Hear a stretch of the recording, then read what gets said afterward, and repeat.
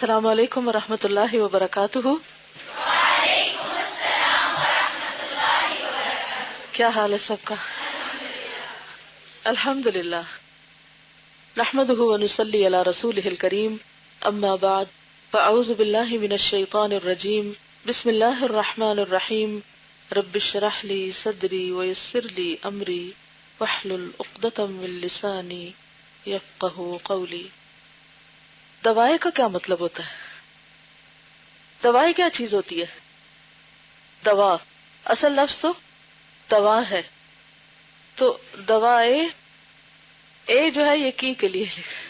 اور شافی کا کیا مطلب ہے؟ شفا دینے والی دوا، یعنی ایسی دوا جس سے شفا ہو جائے، دوائے شافی۔ دوا کس کے لیے ہوتی ہے؟ بیمار کے لیے۔ تو بیمار کون ہے؟ ہم۔ تو ہم سب کو علاج کی ضرورت ہے۔ امراض دو طرح کے ہوتے ہیں، جسمانی اور روحانی، اخلاقی، ذہنی۔ جب ہمارا جسم بیمار ہوتا ہے تو ہم تکلیف محسوس کرتے ہیں، عام طور پر وہ تکلیف ظاہر ہونے لگتی کیونکہ جسم بھی ظاہر ہے، لیکن روح چونکہ ظاہر نہیں ہوتی اس لیے اس کو جو تکلیف ہوتی ہے عموماً وہ بھی ظاہر نہیں ہوتی، ہم خود بھی اس کو ڈائگنوز نہیں کر پاتے کہ تکلیف کیا ہے۔ تو جب تک بیماری کے ڈائگنوسس نہ ہو، جب تک بیماری کا پتہ نہ ہو، علاج بھی نہیں ہو سکتا۔ جسمانی بیماریوں کے تو بہت سے طبیب ہیں، ہر دوسرے ذہین بچے سے پوچھیں کہ آپ کیا بنیں گے؟ ڈاکٹر۔ لیکن روحانی بیماریوں کے طبیب بہت کم ہوتے ہیں، کیونکہ روحانی بیماریوں کے علاج کے لیے بہت محنت اور مشقت کی ضرورت ہوتی ہے، گہرائی میں جانے کی ضرورت ہوتی ہے، اور کسی کا علاج کرنے سے پہلے اپنے علاج کی ضرورت ہوتی ہے۔ ایسے روحانی طبیب انتہائی ناکام ہوتے ہیں جو خود بیمار ہوں۔ اگر ان کے قول اور فعل میں تضاد ہو، اگر وہ خود صحت یاب نہ ہو، صحت مند نہ ہو، تو وہ دوسروں کا علاج بھی نہیں کر سکتے۔ جیسا کہ منہاج القاصدین میں ہم نے پڑھا تھا کہ آج کے دور میں ایسے لوگ نایاب ہیں، بہت کم ایسے لوگ ملتے ہیں یا نہ ہونے کے برابر ہیں جو ایسی بیماریوں کا علاج کر سکیں۔ تو پھر ہمیں ضرورت پیش آتی ہے کہ ہم آج کے نہیں تو گزشتہ زمانے کے طبیبوں سے ہی فائدہ اٹھائیں۔ وہ خود تو زندہ نہیں، خود تو موجود نہیں، لیکن اپنے علم، اپنی چھوڑی ہوئی کتابوں اور اپنی تحریروں کی وجہ سے وہ زندہ ہیں، اور ان کی تحریریں ہمارے لیے شفا کا کام کرتی ہیں، اور خاص طور پر وہ تحریریں جن کا سورس قرآن اور سنت ہو، وحی الہی ہو۔ انہوں نے قرآن کو پڑھا، سمجھا، سنت کو پڑھا، گہرا مطالعہ کیا، اس کے رموز اور اسرار جانے، اور پھر اپنے مطالعے کے نچوڑ کے طور پر ایسی دوائیں تجویز کی جس سے مریضوں کو فائدہ ہو۔ تو انشاءاللہ اس کتاب میں ہم سب کے لیے فائدہ ہے، اسی لیے اس کتاب کا انتخاب کیا گیا ہے کہ ہم روحانی طور پر صحت مند ہوں، طاقتور ہوں۔ اور آپ دیکھیے کہ بہت کم لوگ ایسے ہوتے ہیں جنہیں خود اپنے بیمار ہونے کا بھی پتہ ہو، یعنی اکثریت روحانی طور پر بیمار ہوتی لیکن پتہ ہی نہیں ہوتا، اور کوئی بھی نہیں بتاتا، کوئی اور بھی اس کا ذکر نہیں کرتا۔ لیکن یہ یاد رکھیے کہ جسم تو مر کے ختم ہو جاتا ہے لیکن روح ختم نہیں ہوتی۔ جسم کی بیماریاں بھی مرنے کے ساتھ ختم ہو جاتی ہیں۔ اگر کسی کو کینسر ہو اور وہ اس کینسر کے مرض میں فوت ہو جائے تو قبر میں تو کینسر نہیں جائے گا ساتھ، وہ بھی ختم ہو گیا، تو یہ جسم گھل جائے گا اب۔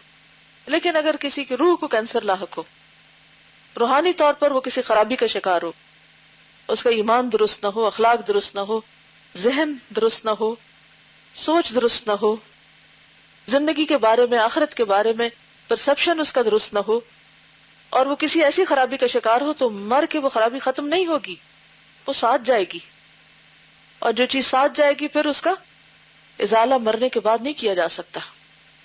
اس لیے بے حد ضروری ہے کہ ہم یہیں پر کچھ دوا سوچیں اور دوائیں پڑھیں اور اپنا علاج کریں۔ تو کتاب کا ٹائٹل ہے دوائے شافی، اور امام ابن قیم الجوزیہ اس کے مؤلف ہیں۔ ادارہ تحقیقات اسلامی بین الاقوامی اسلامی یونیورسٹی اسلام آباد نے اس کتاب کو پرنٹ کیا ہے، اور خاص طور پر الہدا کی ڈیمانڈ پر 5000 کتابیں جو ہیں پرنٹ کی گئی ہیں الحمدللہ، جس کی وجہ سے آپ کو بازار سے بہت کم قیمت پر نسخہ فراہم کیا گیا۔ یہ کتاب اصل میں عربی میں تھی، تو اس لیے دوسرا پیج آپ کھولیے، ٹائٹل کے بعد آگے دیکھیے، اردو ترجمہ الجواب الکافی لمن سأل عن الدواء الشافی، پڑھیے۔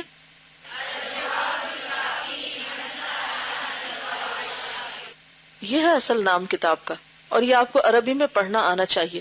اس کا فونٹ تھوڑا سا مختلف ہے، پڑھا نہیں جا رہا، لیکن آگے آپ دیکھیں گے کہ سمپل انداز میں لکھا ہوا ہے، تو ذرا دیکھیں بغیر پڑھیے کیا کتاب پڑھ رہے ہیں۔ اگر آپ کسی کو بتانا چاہیں کہ کتاب کا اصل نام کیا ہے تو کیا بولیں گے؟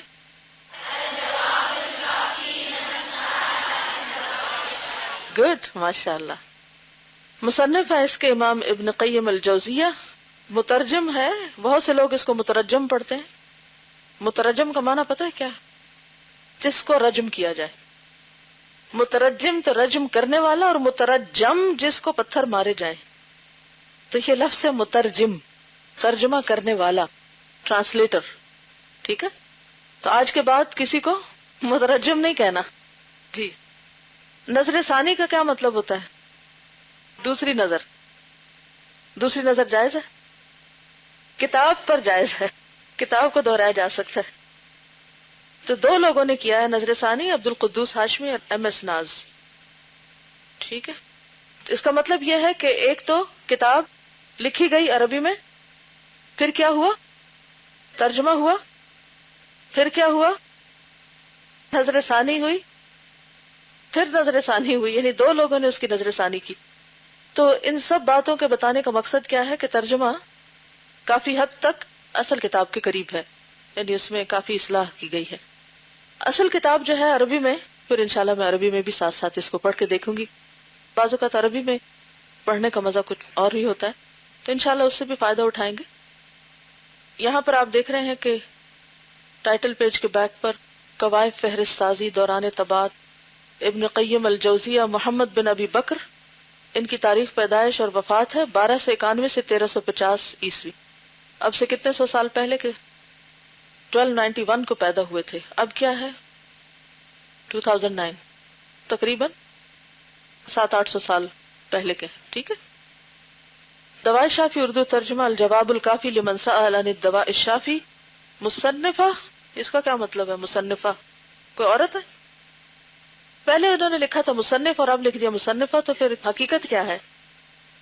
اصل میں یہ مصنف ہو ہے، ٹھیک ہے، یعنی اس کا مصنف، کیونکہ بہت سے لوگ یہ غلطی بھی کرتے ہیں، اس کو مصنفہ پڑھ دیتے ہیں، نام آدمی کا لکھا ہوا اور مصنفہ بنا دیا اس کو۔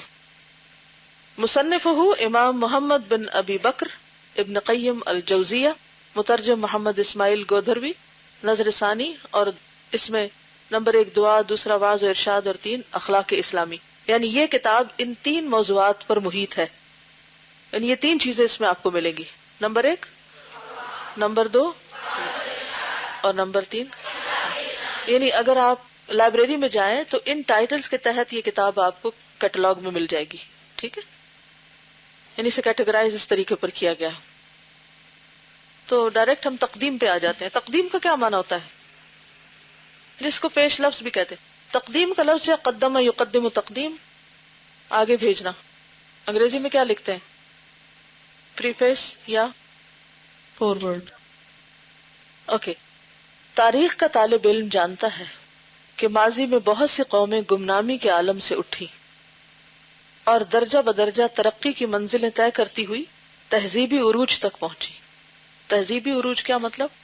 یعنی سویلائزیشن کے کلائمیکس پر، یعنی بہت سی تہذیبیں اپنے کلائمیکس کو جا پہنچی، اور ہر وہ چیز جو کلائمیکس کو پہنچے کیا ہوتا ہے؟ ڈاؤن فال بھی ہوتا ہے۔ مگر عروج پر پہنچ کر اس سطح کو ہمیشہ کے لیے قائم نہ رکھ سکی اور انہیں زوال سے دوچار ہونا پڑا۔ ان قوموں کے عروج و زوال پر غور کرنے سے معلوم ہوتا ہے کہ مادی وسائل وہ کیا ہوتے ہیں؟ مٹیریلزم یا مٹیریلسٹک جو اپروچ ہے، مٹیریل ریسورسز کہہ سکتے ہیں، اور علم و دانش کے ساتھ ان قوموں کے آگے بڑھنے یعنی دو چیزیں ضروری ہوتی ہیں، ایک علم و دانش اور دوسرے مادی وسائل یعنی مٹیریل۔ ان قوموں کے آگے بڑھنے یا زوال پذیر ہونے میں افراد کے اخلاق اور کردار نے بنیادی کردار ادا کیا، اس کو انڈر لائن کر لیں۔ یعنی صرف مادی وسائل اور صرف علم کافی نہیں ہوتا ترقی کے لیے، بلکہ کیا ضروری ہوتا ہے؟ قوموں کا اخلاق اور کردار۔ ابتدا میں قوم کے افراد میں اخلاق کی اعلیٰ خوبیاں پروان چڑھی، مقصد سے لگن، امانت و دیانت، عدل و انصاف، محنت و مشقت، بے خوفی اور راست گوئی نے انہیں علم و عمل کے میدان میں آگے بڑھایا، اور ان خوبیوں کی بدولت جب زمین ان کے لیے سونا اگلنے لگی اور آسمان ہن برسانے لگا تو مقصد زندگی سے لگن میں کمی آ گئی۔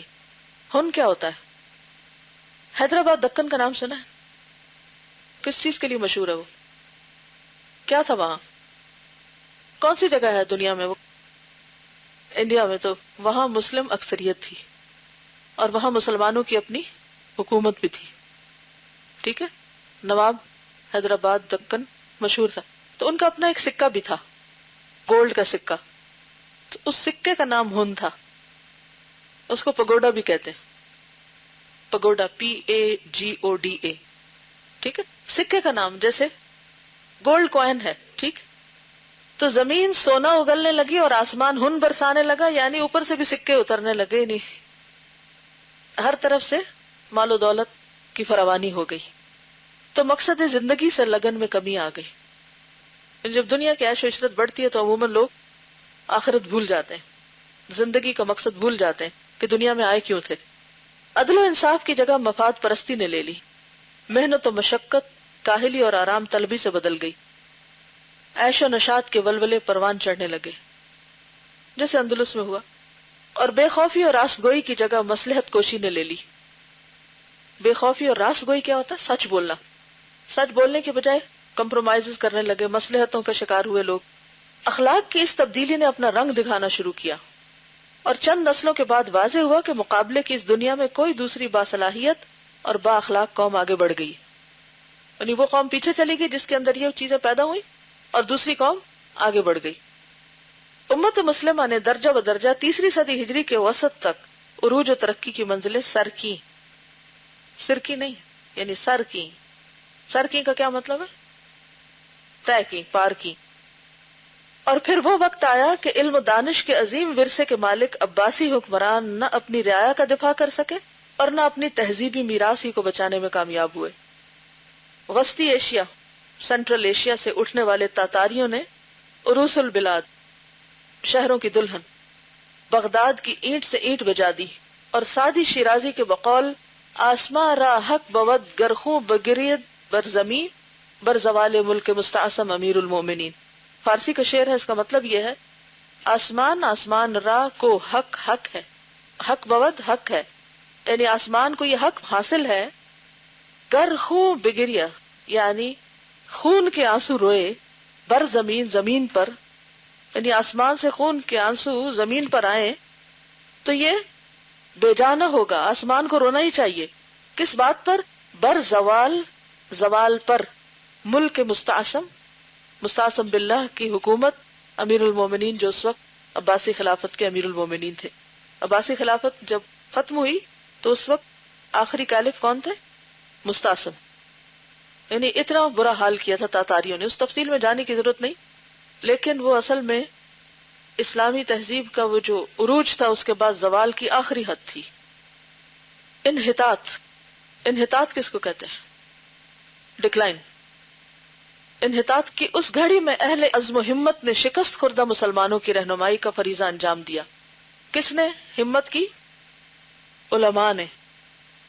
اس لیے آج بھی جب بہت فتنے فساد کی باتیں ہوتی ہیں نا، اور ہم ہمیشہ آپ کو انکریج کرتے ہیں کہ جو پڑھ رہے ہیں پڑھتے رہیے، محنت کرتے رہیے، دنیا کدھر بھی جا رہی ہے مگر آپ اپنا کام نہ چھوڑیے، تو ہر دور میں مسلم علماء نے یہی کام کیا ہے، چاہے وہ جنگ آزادی ہو، چاہے وہ پاکستان بننا ہو، چاہے اس کے بعد کے حالات ہو، چاہے 65 کی وار ہو یا 71 کی یا کچھ بھی، دنیا میں عروج و زوال ہوتے رہتے ہیں، مگر علماء کا کام کیا ہے کہ وہ اپنی جگہ پر جم کر لوگوں کی اصلاح اور تعلیم و تربیت کا کام کرتے رہے۔ یعنی خلافتیں تو آتی جاتی ہیں، حکومتیں تو بدلتی رہتی ہیں. جب سے پاکستان بنا ہے کتنی حکومتیں بدلی ہیں؟ ان گنت. میں ان گنت اس لیے کہہ رہی کہ آپ گن نہیں سکتے، اور پاک سٹڈیز تو سبھی پڑھتے ہیں. تو ان گنت حکومتیں بدلی، لیکن جو اچھے انسٹیٹیوشنز قائم ہوئے ان کو اتنا فرق نہیں پڑا. کوئی حکومت آ رہی ہے جا رہی ہے، ان کے اندر اچھے اگر قابل لوگ ہیں، کام کرنے والے لوگ ہیں، تو ادارے ترقی کرتے رہے. اور خاص طور پر ایسے اداروں کو تو اور بھی محنت کرنے کی ضرورت ہے جن کے ذمے لوگوں کی اصلاح، تعلیم اور تربیت اور اخلاق اور مرال کو بلند کرنے کا کام ہو، جیسے آپ لوگ ہیں. اسی لیے الحمدللہ میرا خیال ہے سارے اسلام آباد میں سب سے کم چھٹیاں آپ لوگوں نے کی، الحمدللہ. تو بات یہ ہے کہ قیامت 2012 میں آئے یا پھر جب اللہ چاہے لائے، ہر انسان کی قیامت کب آتی ہے؟ اس لیے اس بات کی بحث میں پڑھنے کی بجائے کہ یہ ٹھیک ہے یا غلط ہے، ایسا ہوگا ویسا، ہمیں اس سے غرض نہیں. ہمیں تو ہر لمحہ موت کی تیاری رکھنی، ہر لمحہ اپنے اعمال کی اصلاح کرتے رہنا ہے، کیونکہ ہم نے اللہ کو جواب دینا ہے. ساری دنیا اپنی ترقی کے کلائمیکس پہ پہنچ جائے اور میرا اخلاق درست نہ ہو تو مجھے پوری دنیا کا کامیاب ہونا ناکامی سے بچا سکے گا؟ نہیں.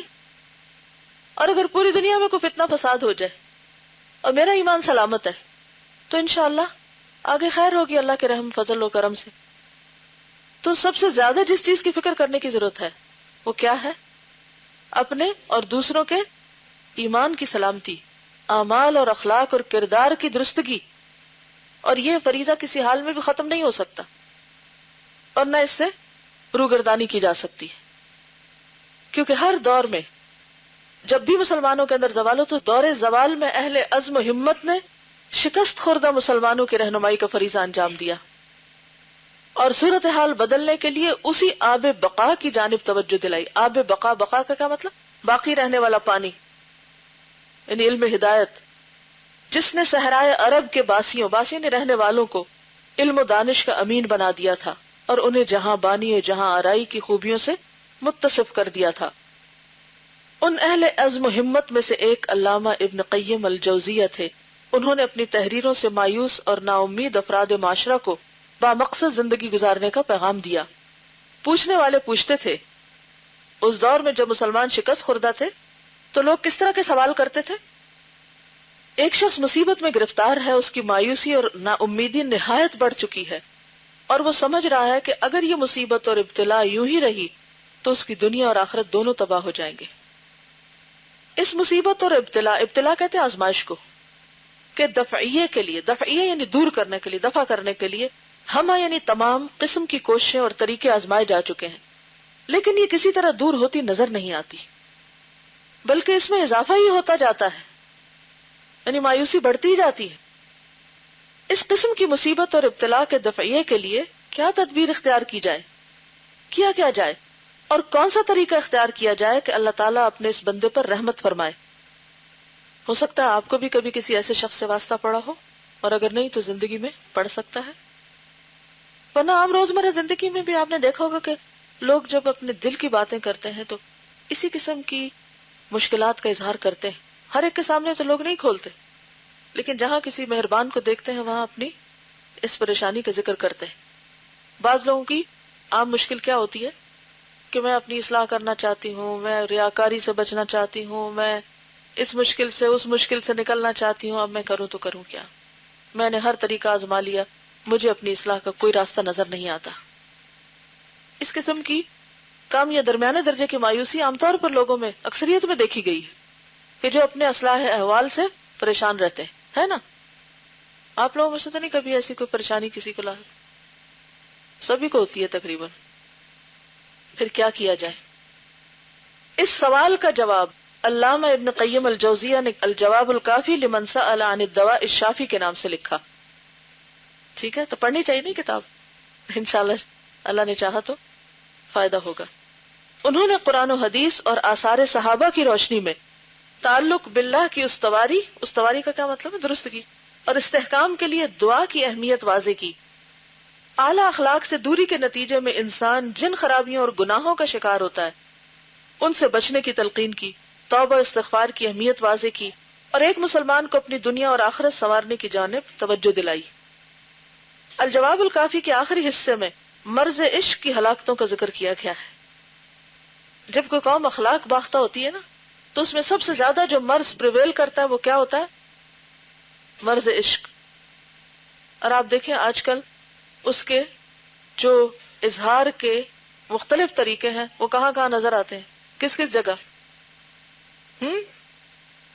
ویلنٹائنز ڈے اور موسیقی، افسانے دیکھ لیں، ڈرامے دیکھ لیں، فلمز دیکھ لیں، موویز، ایڈز، انٹرنیٹ، موبائل، ایسا لگتا ہے کہ جیسے ہر کوئی ایک کورس پڑھ رہا ہو یا ایک ہی گن گا رہا ہو۔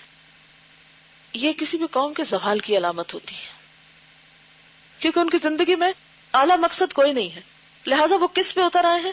سفلی خواہشات کی تکمیل پر۔ سفلی کا کیا مطلب ہے؟ نچلی، گھٹیا، اور اس کو انہوں نے بڑے خوبصورت نام دے رکھے، بالکل، یعنی خاندان خراب ہوئے، گھر ٹوٹے ہیں، بہت سی خرابیاں، یعنی اس کے دیر پا دور رس اثرات ہوتے ہیں۔ ایسے لوگوں کی نہ عبادت میں کوئی لذت، نہ زندگی کے کسی کام میں کوئی دلچسپی، نہ کسی کام کے لیے محنت کی عادت، بس کیا ہر وقت ایک خیالی دنیا میں ہے، اور اسی خیالی دنیا میں ہی جھوٹی خوشیوں کی تلاش میں ہے۔ اور بہت سے لوگ اس کو مرض بتاتے بھی کہاں ہیں، اور اگر کسی کو لاحق ہو تو کوئی کہتا ہے کہ میں مریض ہوں، کوئی کسی کو کہے تو صحیح کہ تم بیماری کا شکار ہو، یہ خرابی ہے، فساد ہے تمہارے لیے، تو سنے گا؟ اس کو نہیں سنے گا، مانے گا ہی نہیں۔ جی، بچوں کے کارٹون دیکھ لیں، کوئی کہیں بھی کسی بھی چیز کو جھانک کر دیکھ لیں، ایسا لگتا ہے کہ ہر طرف ایک عذاب اترا ہوا ہے، کہ زندگی میں شاید اس سے بڑی کوئی بات ہی نہ ہو۔ اور اس میں بڑے چھوٹے، مرد، عورتیں، جوان، بوڑھے، ہر طرح کے لوگ اس مصیبت میں مبتلا ہو جاتے ہیں۔ اس لیے بے حد ضروری ہے کہ اس مرض کا علاج سوچا جائے۔ اللہ تعالیٰ نے انسان کے اندر جو محبت کی ایک صلاحیت رکھی ہے، بہت خوبصورت جذبہ ہے، اس کا ایک مقصد ہے، اس کا ایک مقام ہے، ایک جگہ ہے، اور اگر وہ اپنی جگہ پر نہیں، جگہ سے ہٹی ہوئی ہے تو بیماری ہے، اور اگر بیماری ہے تو اس کا علاج ضروری ہے، کیونکہ یاد رکھیے روحانی بیماریاں مرنے کے ساتھ، اب اگر کوئی شخص مرض عشق میں مر جاتا ہے، کئی لوگ مرتے بھی، خود مرتے ہیں، سوئسائڈ کر لیتے ہیں، اگر کوئی اس مرض کی وجہ سے یا اس کی خاطر مرتا ہے، کوئی قتل اپنا کرتا ہے یا کسی اور کا کرتا ہے، یا پھر ویسے ہی مر جاتا ہے، تو اللہ کو کیا منہ دکھائے گا کہ کس کی محبت سینے میں لیے ہوئے مرا۔ اور آپ دیکھیں کہ ہماری غزلیں، شعر و شاعری، اس میں اس کانسیپٹ کو اتنا خوبصورت بنا دیا گیا کہ جیسے یہ بہت بڑی کوئی عبادت ہو، جبکہ یہ ایک بیماری ہے۔ تو جب تک انسان اس مرض کو مرض سمجھے گا نہیں اور اس کا علاج کرے گا نہیں تو ہلاکت ہے۔ تو انہوں نے خاص طور پر اس مرض کی ہلاکتوں کا ذکر کیا ہے کہ اس سے کیا کیا نقصانات ہیں، اس سے بچنے اور حب الہی یعنی اللہ کی محبت کی جانب متوجہ ہونے کی دعوت دی گئی، یعنی اپنا وہ جذبہ کس کے لیے وقف کرو؟ اللہ کے لیے، جس نے سب کچھ دیا ہے۔ علامہ ابن قیم الجوزیہ کے نزدیک خلت حب الہی کا اعلیٰ ترین درجہ۔ خلت کا کیا معنی ہے؟ یعنی محبت سے بھی اوپر کا درجہ ہے خلت، یعنی جس میں دل اللہ کی محبت میں اس طرح محو ہو کہ دوسری محبتیں سبسائڈ ہو جائیں، یعنی سب سے بڑھ کر والذین آمنوا اشد حبا للہ، اللہ کی محبت میں شدید ترین ہو انسان۔ اور انسان کے جملہ اعمال کی بنیاد اللہ اور انبیاء اور رسل کی محبت یعنی رسولوں کی محبت ہے۔ مختصراً کہا جاتا ہے کہ دینی اور اخلاقی برائیوں اور ان کے زیر اثر بننے والی انسانی شخصیت اور معاشرے کے ذکر کے ساتھ اخلاقی خرابیوں کے تدارک پر الجواب الکافی میں اچھے انداز میں لکھا گیا ہے۔ الجواب الکافی اپنے موضوع پر ایک صاحب نظر عالم کی کاوش ہے، یعنی ایسے عالم یعنی ابن القیم کی ایسی کوشش ہے کہ جو انہی کا مقام تھا کہ وہ اس موضوع پر لکھے، ہر کوئی نہیں لکھ سکتا۔ اس لیے جب 20ویں صدی کے آغاز میں یہ کتاب پہلی بار اشاعت پذیر ہوئی تو اسے اردو میں منتقل کرنے کا داعیہ یعنی ارادہ یا خواہش ایک سے زائد افراد کے دلوں میں پیدا ہوا۔ اس سے پہلے یہ مینوسکرپٹ کی شکل میں تھی، ہینڈ ریٹن بک تھی، سب سے پہلے 20ویں صدی کے شروع میں شائع ہوئی ہے۔ پنجاب کے مولانا اصغر علی روحی 1954 میں ان کی وفات ہوئی، نے اس کے مطالب الجفا والوفا کے نام سے اردو دان قارئین تک پہنچا دیے۔ لاہور 1913 میں چھپے۔ الجفا والوفا میں اس میں ساری کتاب نہیں بلکہ اس میں جو کچھ یعنی خاص خاص باتیں تھی۔ تاہم پنجاب سے دور گجرات کاٹھیا واڑ کے قصبے گودرا کے رہنے والے مولانا ابو العلا محمد اسماعیل نے بھی الجواب الکافی کو اردو میں منتقل کیا۔ یہ دوسرا ترجمہ دوائے شافی شائع کرنے کی سعادت ادارہ تحقیقات اسلامی اسلام آباد کے حصے میں آئی۔ اس کی پہلی اشاعت 1972 میں اور دوسری اپریل 1988 میں پیش کی گئی تھی۔ اس وقت دوائے شافی کی تیسری اشاعت پیش کی جا رہی ہے۔ مناسب معلوم ہوتا ہے کہ اس موقع پر مترجم مولانا محمد اسماعیل گودروی کے بارے میں وہ معلومات درج کر دی جائیں جو ان کی تحریروں سے ہمیں حاصل ہوئی ہیں۔ یہ مترجم کون ہے؟ جیسا کہ اوپر لکھا گیا ہے کہ مولانا گجرات کے قصبے گودرا کے رہنے والے تھے۔ انہوں نے اپنی تعلیم اور سند و اجازت کے بارے میں بتایا ہے۔ فقیر نے اپنے آپ کو فقیر کہہ رہے ہیں۔ اکثر و بیشتر تعلیم مدرسہ عالیہ رامپور میں ہوئی، یوپی میں ہے نا رامپور۔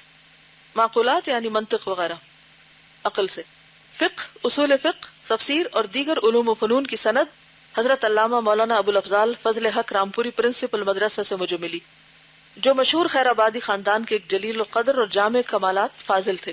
اور صحائے ستہ شرح نخبۃ الفکر جو علوم الحدیث کی کتاب وغیرہ کی سند و اجازت حضرت علامہ ابو المنصور محمد منور العلی صاحب محدث رامپوری سے ملی، جو مدرسہ عالیہ میں درجہ حدیث کی مسند پر تھے اور جن کا سلسلہ اسناد و اجازت حضرت شاہ ولی اللہ محدث دہلوی تک منتہا ہوتا ہے پہنچتا ہے، انتہا ہوتا ہے۔ حضرت ممدوح کے سلسلے سے فقیر کو دعائے حزب البحر کی سند و اجازت حاصل ہے۔ حزب البحر ایک دعاؤں کی کتاب ہے، تو اس کی سند ان کے پاس تھی، جس کی اسناد اور اجازت حضرت شاہ ولی اللہ تک منتہا ہوتی ہے، یعنی وہ شاہ ولی اللہ ان کا شاید مجموعہ ہے۔ مولانا گودروی ماضی قریب کے ان اہل علم و دانش میں شامل تھے جو خیر آبادی خانوادے کے مکتب معقولات اور ولی اللہ سلسلے کے مکتب حدیث و تصوف کے جامع تھے۔ نہیں سمجھ آئی؟ خیر آبادی خانوادہ کیا ہوتا ہے؟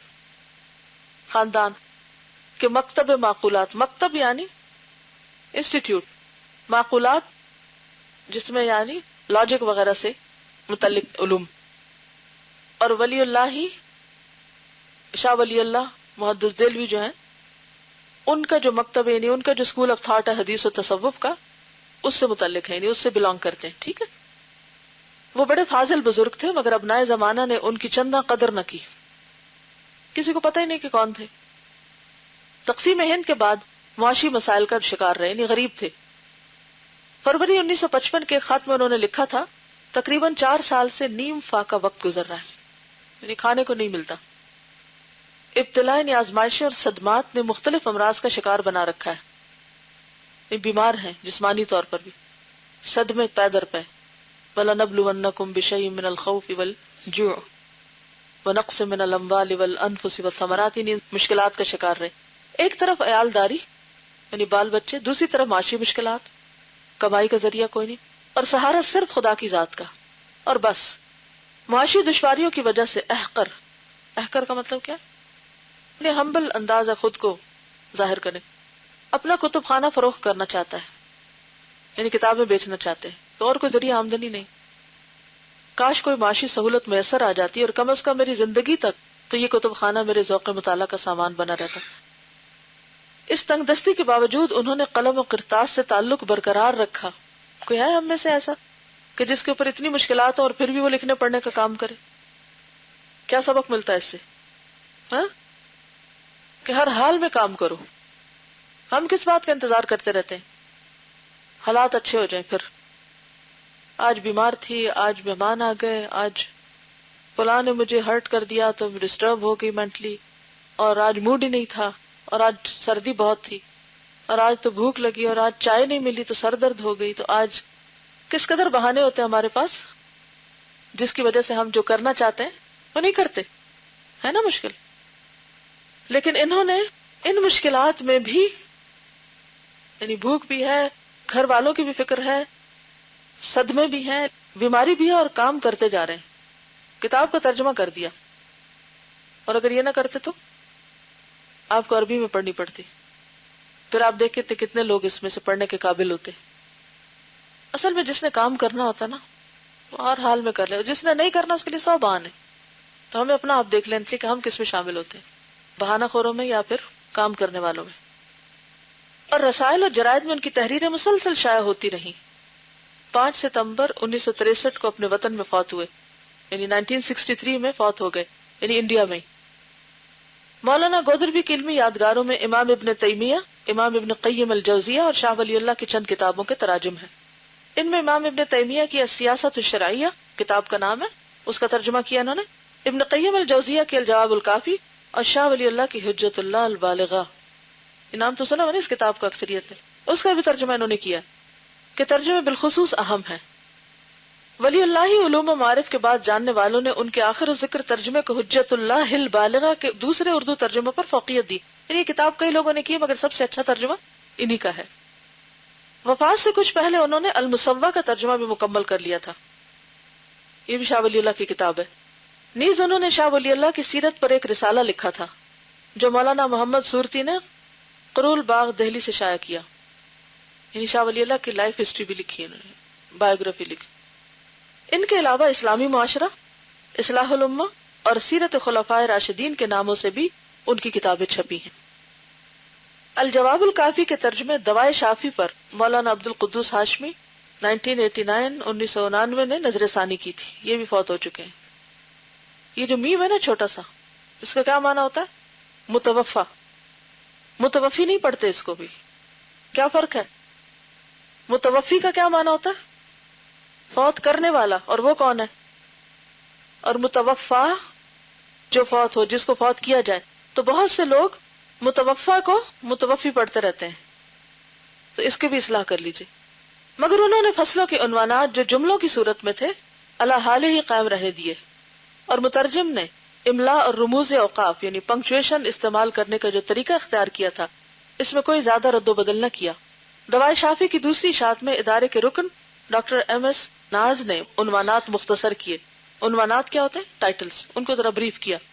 طویل عبارتوں کو پیراگرافوں میں مدون کیا, یعنی چھوٹے حصوں میں بانٹا, اور رموز اوقاف کو بہتر انداز میں برتا. ان کے ساتھ قرآنی آیات اور احادیث کی تخریج کاری خورشید احمد نے اس طرح کی کہ قرآنی آیات کے لیے سورت اور آیت کا شمار درج کر دیا, نمبر, یعنی ہم نمبر لکھتے ہیں, شمار لکھا ہے. اور حدیث کے لیے ماخذ یعنی سورس اور اس کے متعلقہ حصے کی نشاندہی کر دی. زیر نظر تیسری اشاعت کے پروف دیکھتے ہوئے ڈاکٹر محمد جنید نے ہر سورت کے شمار کے ساتھ سورت کا نام بھی درج کر دیا ہے. نیز پچھلی دونوں اشاعتوں کا مقابلہ کر کے اطمینان کر لیا کہ کوئی جملہ کتابت ہونے سے رہ نہیں گیا. ادارہ تحقیقات اسلامی کے شعبہ تدوین و ترجمہ کے کارکنوں نے اس اشاعت کی زبان و بیان کو مزید سنوارنے اور متن کو غلطیوں سے پاک کرنے کی تا حد امکان کوشش کی ہے. اللہ تعالیٰ اس اشاعت کی تکمیل میں حصہ لینے والوں کی مساعی کو قبول فرمائے. شعبہ تدوین و ترجمہ. ٹھیک ہے, آج کے لیے اتنا ہی کافی ہے. انشاءاللہ العزیز اللہ نے چاہا تو کل پھر ہم آگے چلیں گے. جزاکم اللہ خیرن. سبحانک اللہم و بحمدک نشہد ان لا الہ الا انت نستغفرک و نتوب الیک. السلام علیکم و رحمۃ اللہ وبرکاتہ.